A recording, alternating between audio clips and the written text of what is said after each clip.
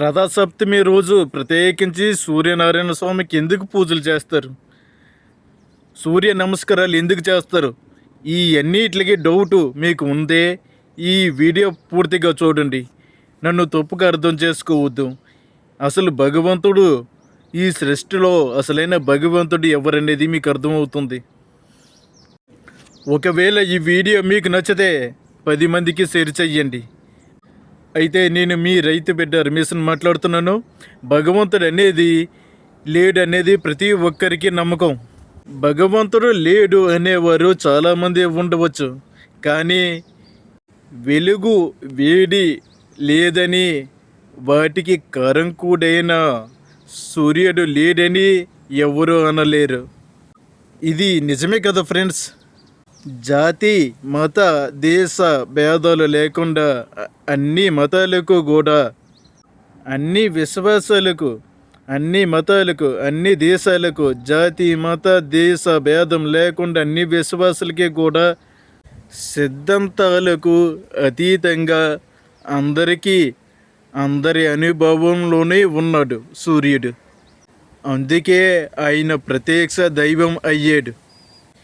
ఈ లోక సాక్షిగా జీవులు చావు పుట్టుకలను పోషణకు కారకుడైన, కాల నియమానికి, ఆరోగ్యానికి, వికాసానికి అన్నిటికీ ఒక మూలం సూర్యుడు ఒకడే. సూర్యుడు లేకపోతే ఈ ప్రపంచంలో జగంతం అనేదే ఉండదు. అస్థితిని ఊహించడానికి కూడా సాధ్యం కాదు. సూర్యుడు చూసారు ఎంత గొప్ప. అందుకే సూర్యుని ప్రత్యక్ష భక్తి భావంతో సూర్యుడు నారాయణుడైన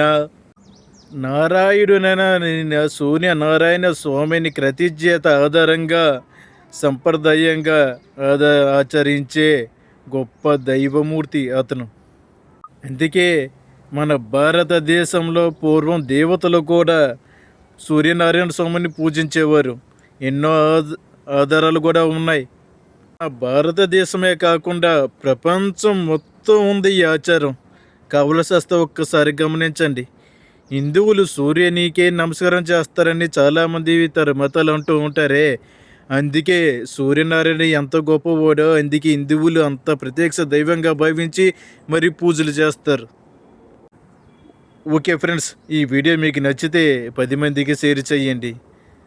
మీ రైతు బిడ్డ రమేష్. ఓం సూర్యనారాయణ నమః. ఓం సూర్యనారాయణ నమః. ఓం సూర్యనారాయణ నమః. ఓం సూర్యనారాయణ నమః. ఓం సూర్యనారాయణ నమః. ఓం సూర్యనారాయణ నమః. ఓం సూర్యనారాయణ నమః. ఓం సూర్యనారాయణ నమః. ఓం సూర్యనారాయణ నమః. ఓం సూర్యనారాయణ నమః. ఓం సూర్యనారాయణ నమః. ఓం సూర్యనారాయణ నమః. ఓం సూర్యనారాయణ నమః. ఓం సూర్యనారాయణ నమః. ఓం సూర్యనారాయణ నమః. ఓం సూర్యనారాయణ నమః. ఓం సూర్యనారాయణ నమః. ఓం సూర్యనారాయణ నమః. ఓం సూర్యనారాయణ నమః.